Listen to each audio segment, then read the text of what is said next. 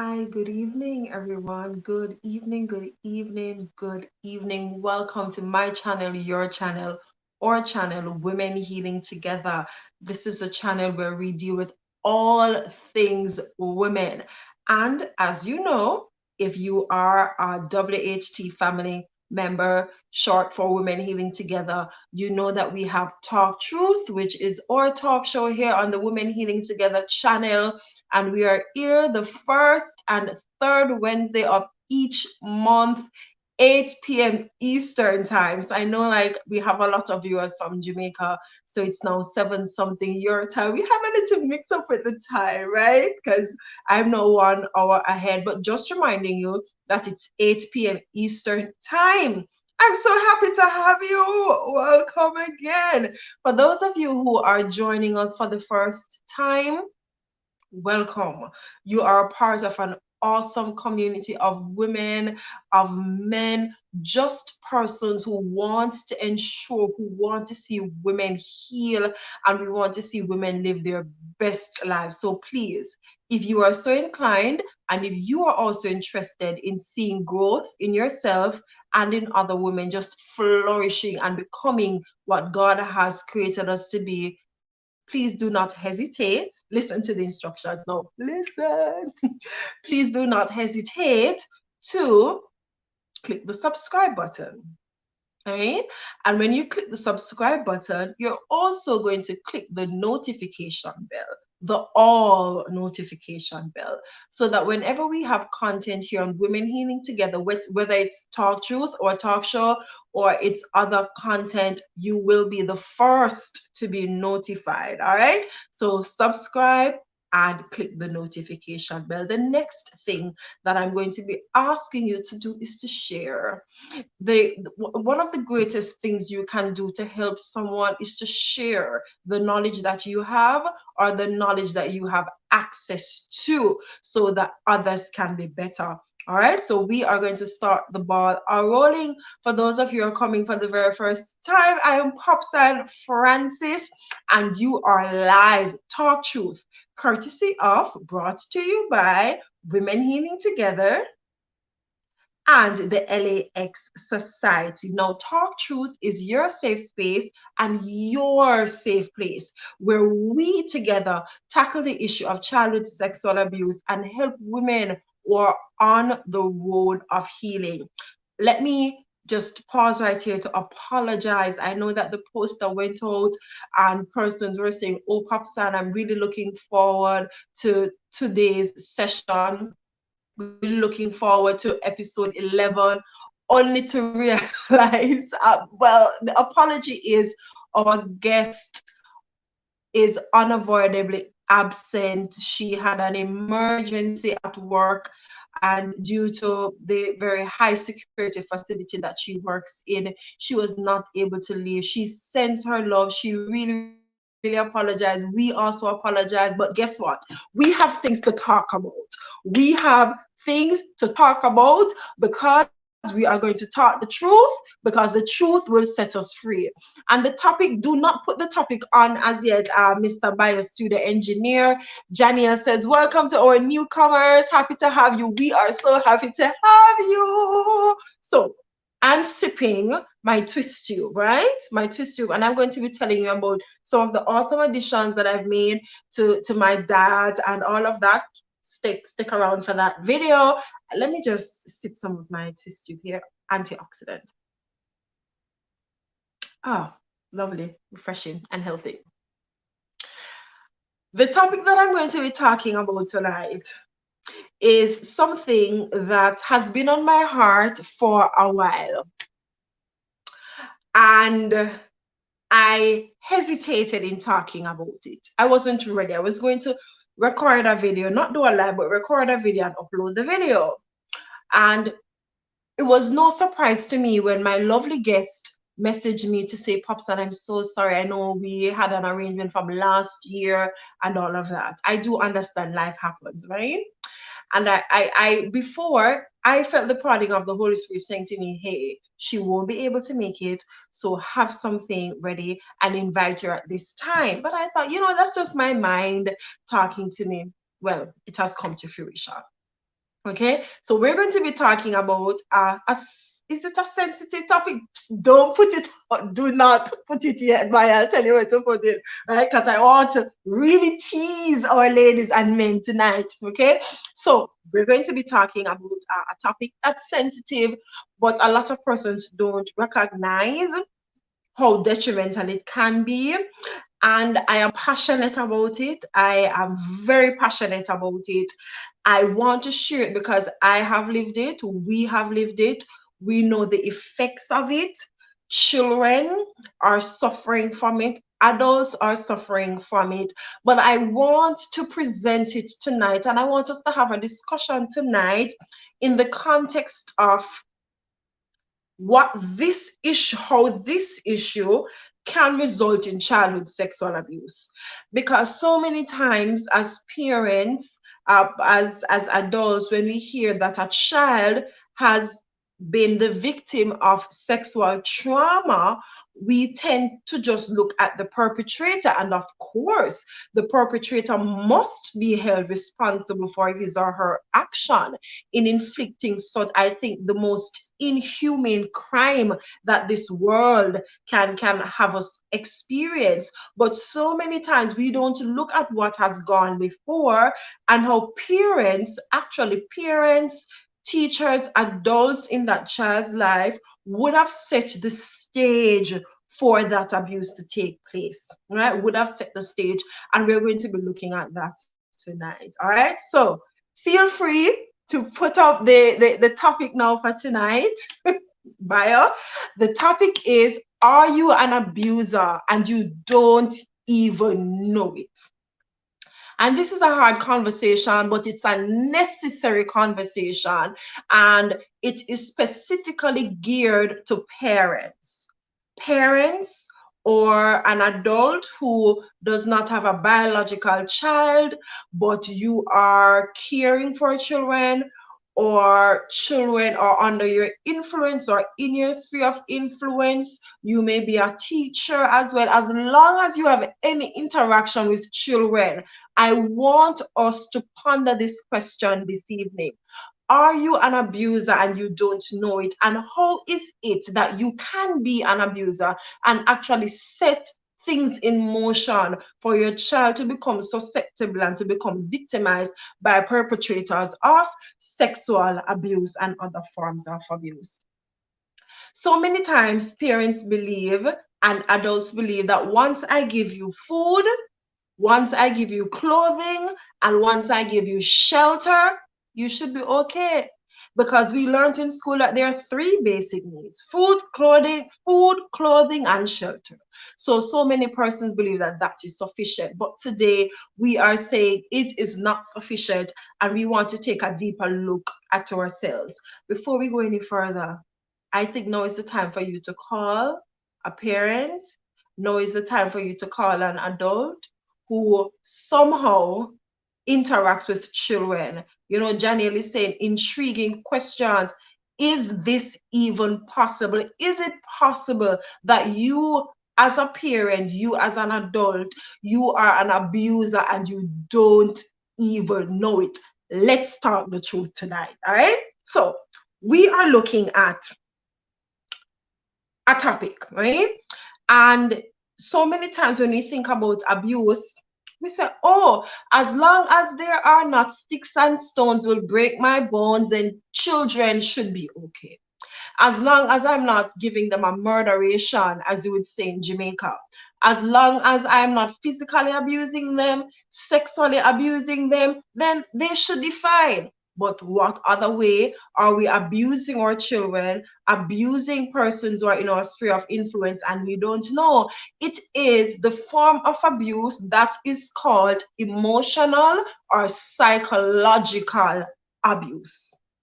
And this type of abuse is not something that we tend to placate, that we tend to talk about a lot, but it is one of the silent killers. One of the silent killers. And you know that I am very transparent. I do share, and some persons would look at me as they would look at you and they would say, oh, such a nice person, and they give you all those compliments, but they do not understand the struggles that you would have endured and that you would have had to overcome backstage, right? And how you had to really, as it were, trudge your way through the challenges of life by God's help. And if persons are provided to assist you, how you have become the person you are today. So many of us are victims of emotional abuse. Please feel free to ask your questions. Please feel free to give us your comments. Please feel free to send the link right now so that persons can be a part of this conversation. How have I experienced emotional abuse? I have. Not only, sexual abuse that you know about and all of that, but emotional abuse. And I believe that it has had so many detrimental effects, or they could have been detrimental effects, but serious effects nonetheless.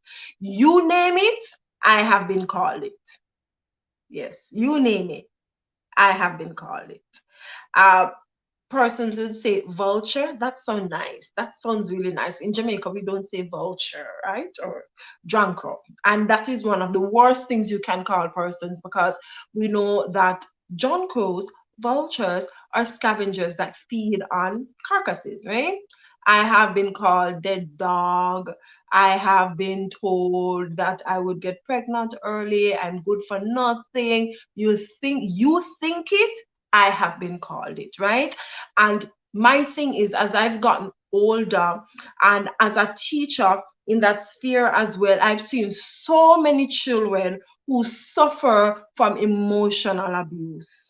And if you were to ask their parents, if you were to ask persons, adults who have influence over them, then the adults would say, I've never abused that child. So then that's why the topic for today or tonight is, are you an abuser and you don't even know it? So let's dig in even deeper. There are different types of emotional abuse, and emotional abuse, also called psychological abuse, is any intention to cause damage to oneself, or to cause damage or to impair someone's emotional development. So you may not take a belt and you may not hit a child with a belt, right? You may not lock a child in the room and have them not eat for days or hours or months. You may not do that. But what about the words that we speak to our children, and how does that affect their well-being? Because sometimes, and I think all of us, not think, all of us as human beings, at some point in our lives, we would have said something to someone that would have hurt him or her, right? So we would have, right? But if that becomes a pattern, as it were, if it becomes a lifestyle where we believe as adults that we can say anything to children and even to other adults, because we're all human beings, and have it not result in repercussion of self-damage, self-image, emotional development, psychological development, then really we are really and truly not even understanding how deep this goes. And I've seen it in my life, I've seen it in my students' lives, I've seen it in relatives' lives, where parents do so much damage, not only parents, but teachers and anyone who cares for children. We can do so much damage sometimes by what we say to children, and then we believe that, okay, they should just get over it. But here is the connection that I said before. With your emotional abuse, with your portrayal and practice of emotional abuse or psychological abuse on children, do you know that you can set up your child to be further abused by others?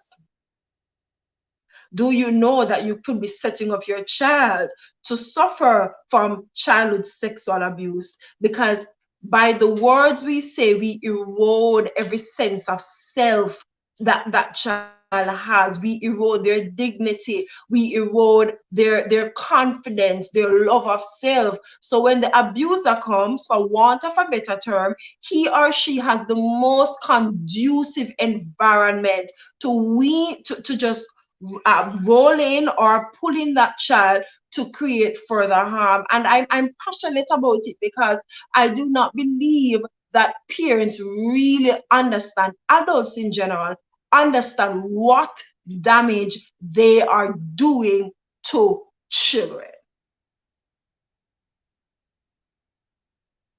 And how this has effects years after, decades after, when these children become teenagers, when they become adults, when they become married, when they themselves become children, and the only thing that they would have learned is how to be emotionally abusive. So the cycle perpetuates and the cycle continues. Janice says, so true, they don't know their value. And ladies, Talk Truth family, WHT family, visitors who we hope will become family, a part of our community. Look in your own life.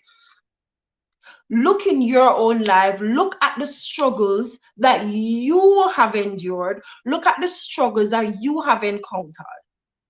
And look to see if there's any correlation with how you were treated emotionally by adults in your life. And the struggles. You know what happened? We have to take a stand. We have to take a stand to break the cycle. We have to take a stand to break the generational curse by our actions and by how we in turn will nurture children who are around us. Emotional abuse is devastating, and it's devastating because the scars are there, they are internal, they are mental, and we don't see them. So they're there and they fester until they blow out of proportion.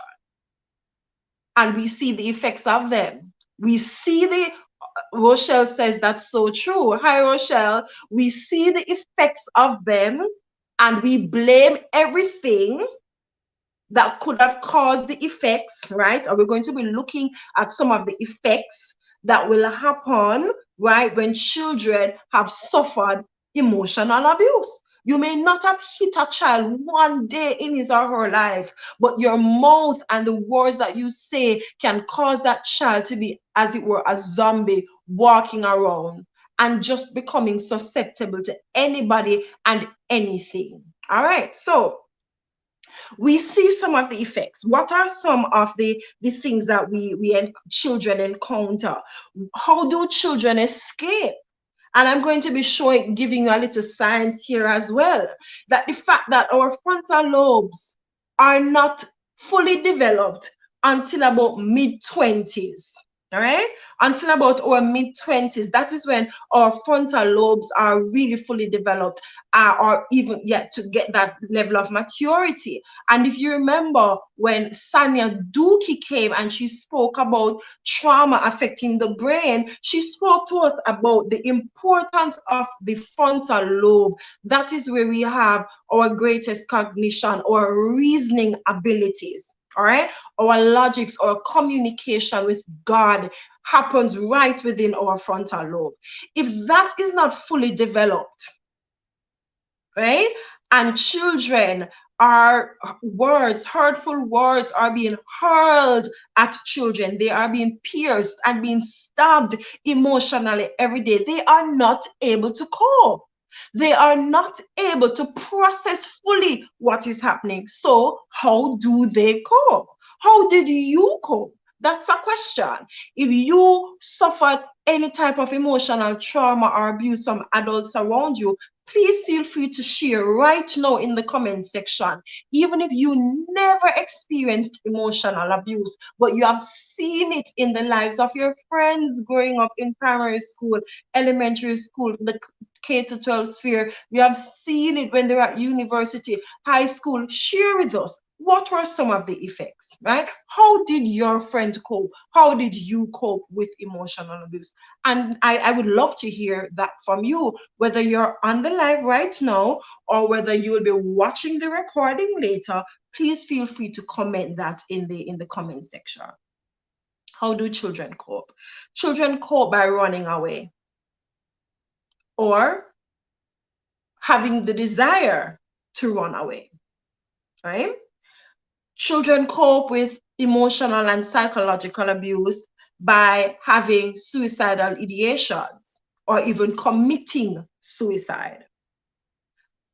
Children deal with emotional abuse by having sexual and intimate relationships early as a way of escaping from the abusive parent. Or a child may cling to the non-abusive parent in a bid to escape from the parent who is abusive, right?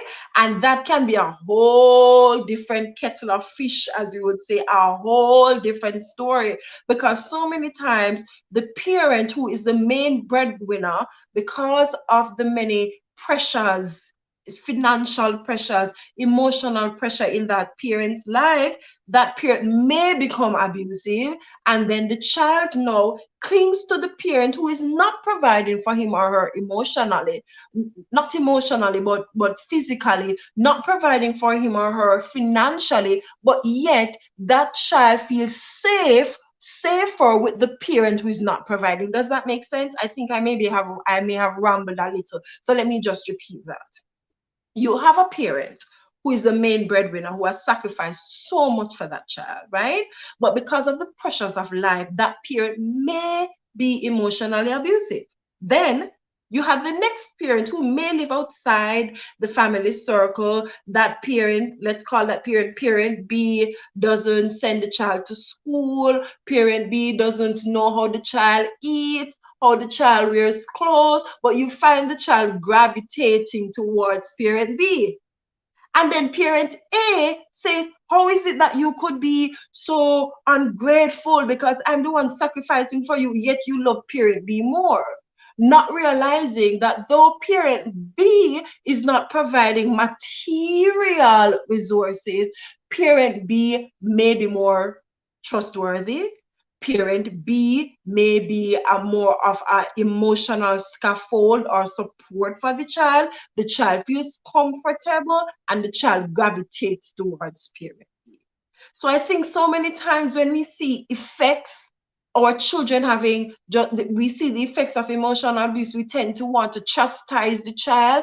But as I always say, children are, they are productions of their environment.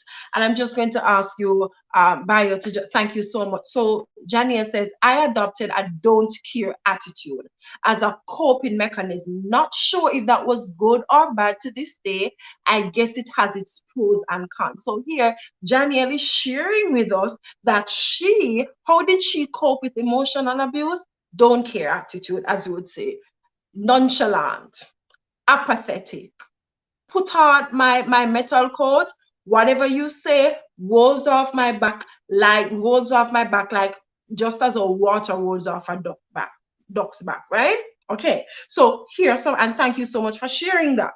Some other ways that children cope is promiscuity, right? Children become promiscuous. Children can be living on the street. They prefer to live on the street rather than stay at home. Some other ways that children cope is that they have low self-esteem. They overthink everything. They don't feel as if they're competent to live in the world. So you, as a parent or as parent, your children are being grown without any backbone, without any spine, without any strong grounding and underpinning, because they have been told day in, day out, you are worthless, you are good for nothing. Teachers may call children dunce. Your head is so tough. You're not learning. I hate you. I'm sorry I had you. All of these things. And then we expect that, guess what? Your child So it's no big deal. You made me angry, so I can just say whatever I want to say to you, and you should just move along as life, because that's life. So I'm asking the question again, whether you're a biological parent or not, are you an abuser? Are you an abuser? Are you an abuser and you don't even recognize what is happening? Emotional abuse can see children having serious anger issues, or it can be the opposite. A child may suffer from depression. The child stay in his or her room. He or she doesn't want to talk to anybody. They don't want to make friends. They're crying a lot and they do not express themselves, right? They can even suffer from post-traumatic stress disorder, having that constant anxiety, not wanting to be in the family space.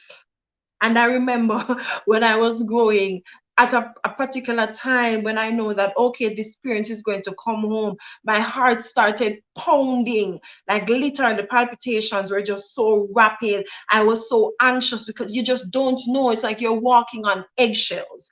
And that is no way for anybody to live, whether it is a child or whether it's an adult.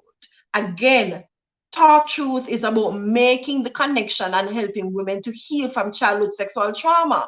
And we cannot do that without first allowing parents to understand their responsibility and how they are affecting children. All right.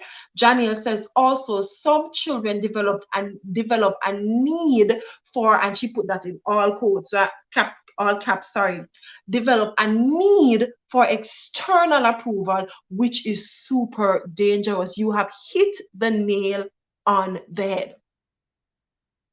And we can paint a scenario with that. You have your little boy or you have your little girl who is constantly being beat down, who is constantly being threatened, who is constantly being shamed, who is constantly being allowed to feel as if he or she is just not 100% beautiful, not 100% lovely, even though the children may have challenges and have weaknesses in character as every single one of us. And let me just put a disclaimer here. This is in no way saying that children should not be disciplined. Because as a teacher, I know discipline is important. But I am saying that you can discipline a child or children without belittling him or her or they. Okay? There's a difference between punishment, torture, threatening, berating, and disciplining. Right? So you think about the situation where this little girl, she is in the atmosphere or in the company of an older man, for example, and that man says to her, come and sit on my lap. It's Talk Truth, we talk about real things here. This is it's real, right? Come and sit on my lap. And of course, there is nothing inappropriate, at least initially. Um, the man allows that little girl to feel as if she's a princess. She is the best thing in the world. Of course, she's going to feel that way. Why is she going to feel that way? What are some of the possibilities in, let us connect that to emotional abuse? If you tell that child that she's fat and she's ugly and she's unintelligent and she's good for nothing and she's worthless and she shouldn't talk, if you tell her all of those things, what do you think will happen when an older man comes in her circle? What do you think is going to happen when a perpetrator disguised as an uncle or a father or a stepfather or whomever comes and says you're beautiful and your body looks nice? No, you're not fat. Oh no, you're special. What do you think is going to happen? And then we say that perpetrator must suffer the consequence.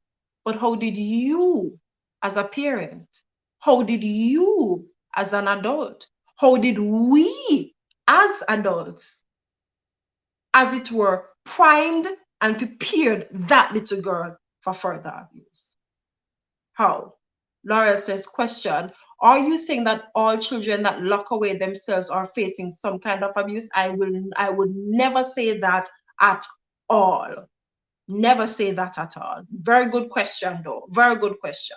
Cannot be. Some persons are just introverted and they would rather to be in their rooms and not talk to anybody. That's fine. A child may be sad and that's okay. A child may even be angry and lock him or herself in the room, right?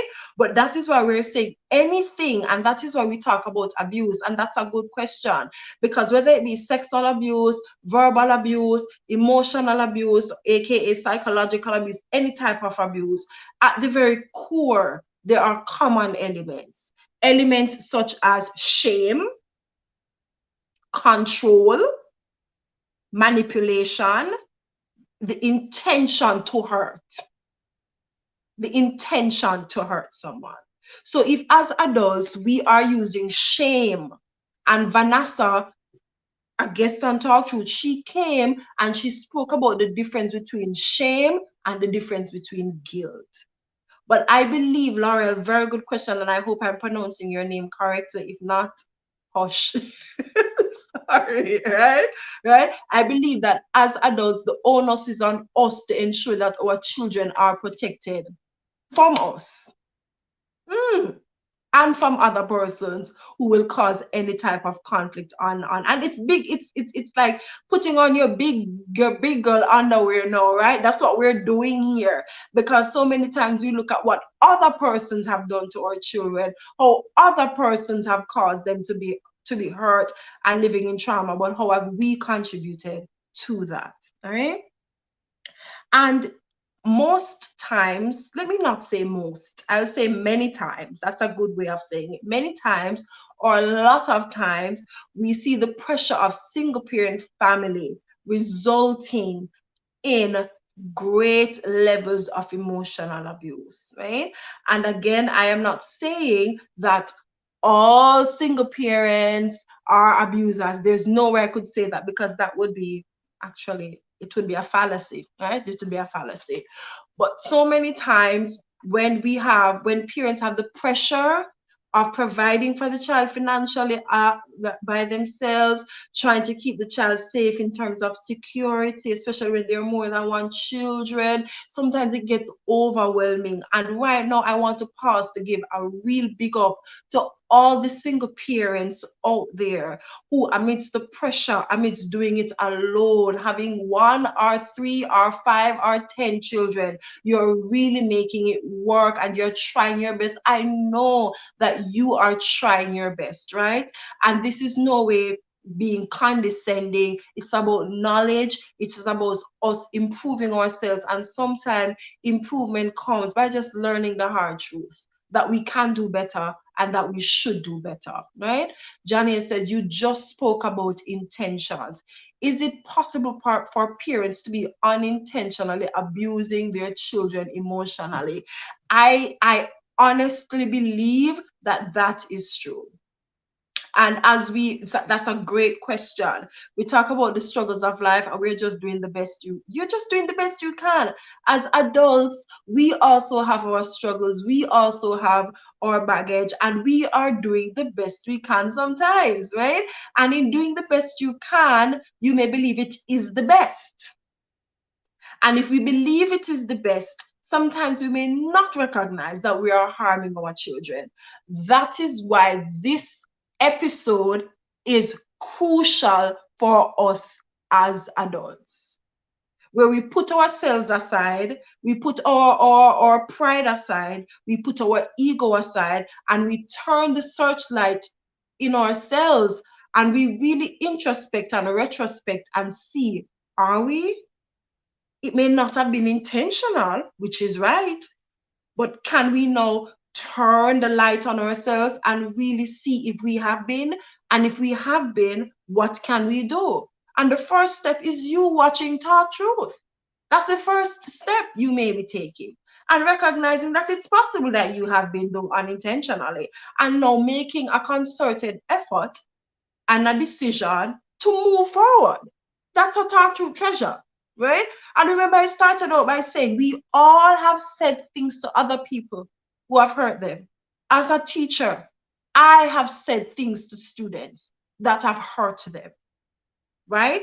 And I had to go and apologize to my students. I had to go and I had to apologize to them. Did I feel like crap when I was apologizing? Yes.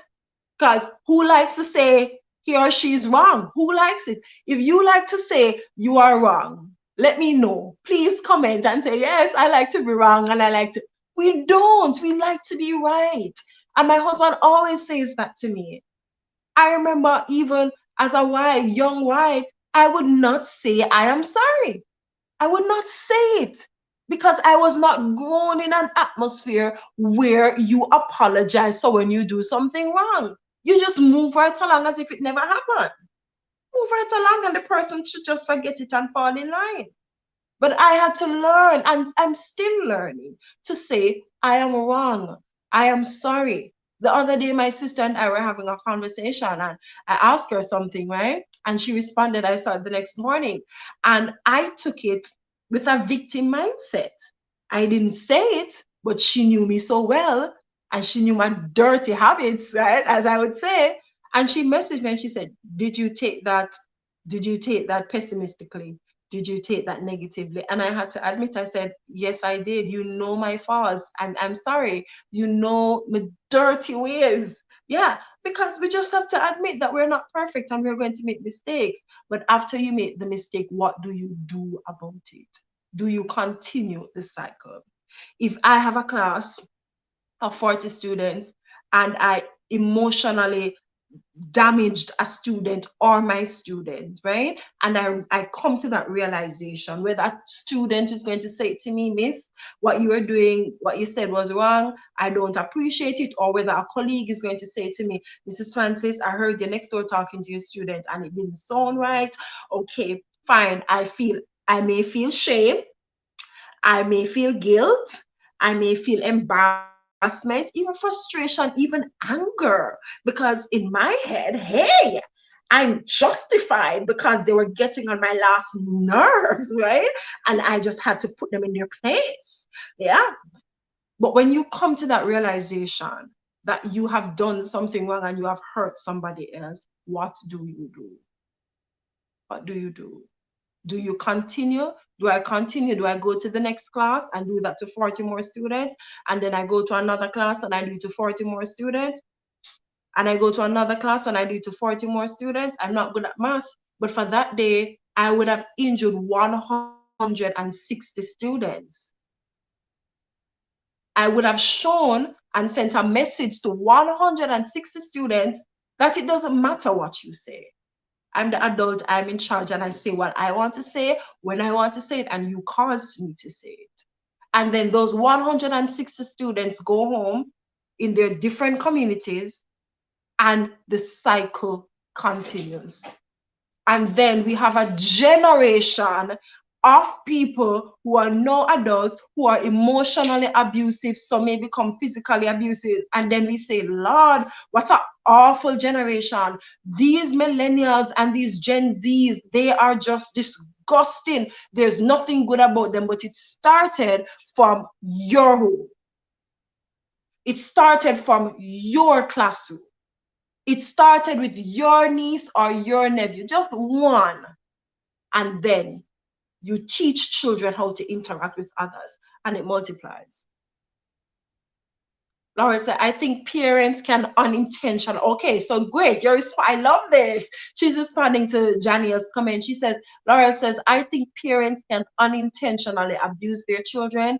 Speaking for myself, sometimes I know I am brought down from my mother. I know, okay, brought down from my mother, and I use those stuff when dealing with my kids. Yeah, I agree with you. I don't have children, all right, at least not yet.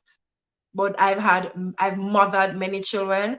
And Laurel continues, she says, but I honestly know that is not the best way. So I try to do the right. Can we put Talk Truth Treasure on the slide for Laurel, please? Can we celebrate Laurel? Can we celebrate Laurel? This is a strong woman. This is a woman who is intentional about growth. This is a sister who is intent. We're giving you a big up, Laurel, right? Because not a lot of persons are mature enough to say what you have said and to type what you have typed. And this is why we are having this session. Do we unintentionally do it? Yes, it is possible. Yes, we do. Can we recognize it when it's brought to our attention? Yes, we can. And then the big question is, what will we do about it? Because as we say, if as adults we do not stop it, if we do not stop it and if we don't get help, we are going to raise another generation of emotional abusers. And we're going to have another episode of Talk Truth. Or 20, 50 years from now, you're going to have somebody else talking about emotional abuse, and the cycle is just going to continue. So big up yourself every time for that, Laurel. Children, one of the reasons for excessive emotional abuse and even the presence of it is that children should not be having children. If your frontal lobe is not developed, right? Your critical thinking skills, your connection with God, that part where you really connect with God on a deep level, your logic system, your rationale, if that's not developed as much as it can be and it should be by your mid-20s, and you're having children at 17, 18, 19, 20, 21. And of course, there are exceptions because you do have parents who are very mature for their age and they do a great job, right? But all I'm saying is, when we have children prematurely and we do not take time to develop here, we do not take time to feed ourselves. When we have children, what will happen? We are going to give what we have. We cannot give what we don't have. And I think that is one of the serious challenges that we're facing, that a lot of persons started having children early. They were not ready, right? Talk truth, talk truth. They were not ready, and it's perpetuating. Another thing I'd like to say on the aspect of emotional abuse, why it is perpetuated, is the fact that so many adults believe that children don't have feelings. I'm here to break it to you. Children are human beings. They have feelings. So if as adults, if we can feel embarrassed, if we can feel berated, if we can feel frustrated and angry and belittled, guess what? Children have those feelings too. And those feelings start manifesting from early. You're talking to a little 1-year-old, 2-year-old, and you see that, excuse me, you see that facial expression of shame, of wanting to hide. They're pooing and you see them, they don't want you to touch them. They want to go in a little corner because those are human emotions. Those are human experiences. So many times we say, do unto others as we would have them do unto you. But now I amend that to say, do unto children as you would have them do unto you. Because they have feelings too. All right. And the next point, another thing that perpetuates emotional abuse and other forms of abuse as well, is that we think as adults, many times we believe that that disciplining and punishing are synonymous, and they are not the same. They're not the same. Right? So if we can strike a balance, not even a balance, if we can learn effective ways of disciplining children without causing them to feel as if they're less than human beings, and just dehumanize them and strip them of the self-worth and the dignity that God wants all of us to experience, then we are on our way to being better adults and better parents, whether it be biological or not. What are some ways, as we close off tonight, how can you know if you are emotionally abusing your children? are psychologically abusing your children. And I'm going to list some. And you can get your pen or paper, you can write these down. And of course, this is not an exhaustive list, and it does not mean that everything on this list is saying once you do this, you're being emotionally abusive, right? But these are just some indicators, some pointers that you can use. So here are some talk through treasures. How can I know if I'm being emotionally abusive to my children, and not only to your children, but to other people? One, do you expose your child to domestic abuse or intimate partner violence? Do your children see you fighting with another parent? Do your children see one parent being beaten by the other? Do your children see one parent having raucous arguments and disrespectful conversations? Do your children see that? You are causing emotional trauma because you're teaching your child that this is the way to handle conflicts.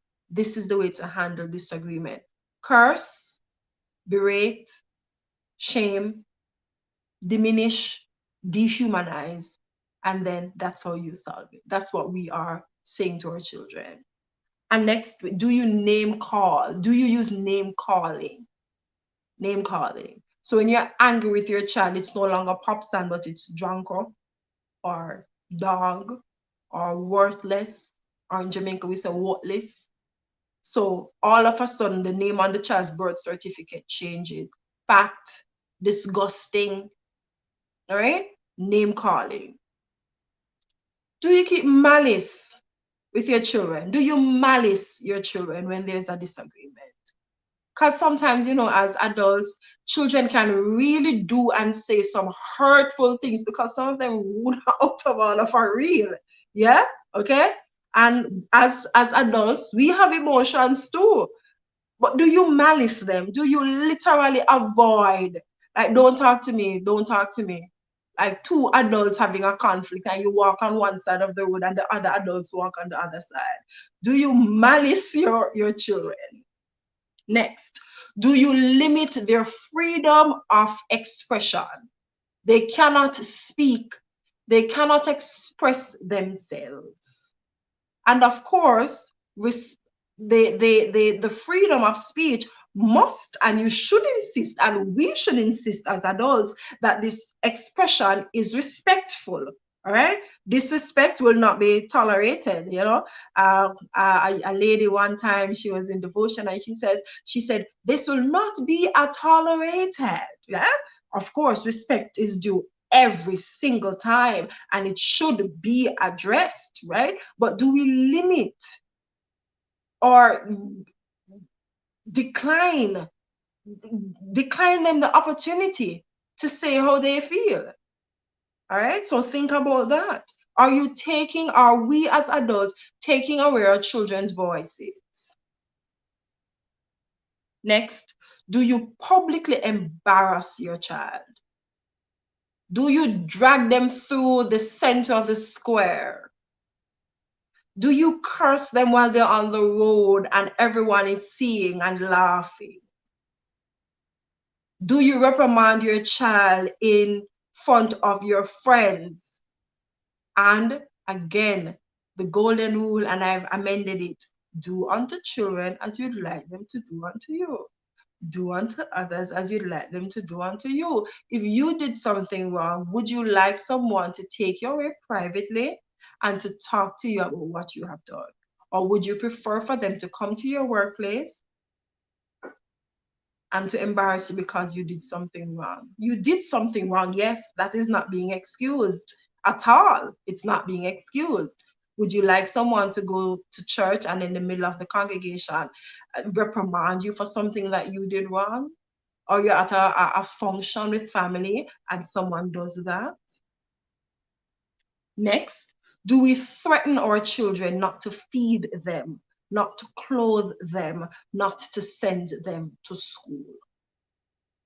Do we threaten our children? Because as an adult, if you're being threatened that you won't get paid and you won't be able to go to the supermarket and you won't be safe because nobody cares, undoubtedly that will have a psychological effect on you. Think about what COVID did to many of us when we were, COVID, as it were, threatened us. You can't go outside. Some persons were talking about food shortage being a possibility. And think about how stressful it was to you as an adult. Can you imagine the pressure a child undergoes when you say to that child, I will not feed you, I will not clothe you, I do not care what happens to you? Another way, do you make your environment anxious, filled with anxiety and trepidation, where children feel as if they're walking on eggshells? Think about it. Very criticizing and critical of every single thing that is done, even when the child is trying. Listen, some persons may say, Popsan, you're taking up for children like children are angels. No, they're not angels. But as adults, the onus is on us to stop the cycle, right? It's on us. Why is it on us? Because I started out by saying we have experienced it. We know the effects. We know what it feels like. And if we have experienced it, we need to stop it by breaking the cycle for the next generation. Do you, and the last thing, do you accommodate people who are toxic? Do you accommodate toxic people around your children? Your association, the person whom you're dating, the person, your friend, your church brother, your church sister, toxic people. Do you accommodate toxic people who cannot help you to be better for your children? Do you accommodate toxic people who will not have the strength and the guts to say to you, hey, I heard you're calling so and so disgusting. It's not right, you know. It's not right. Or do you have people who have the same mindset as you do that allows you to feel empowered in your abuse? Because if that is the case, then you need to change your association. And as I close today, as we close tonight, let us remember that we can arm ourselves. We can arm ourselves, and we can arm ourselves with knowledge.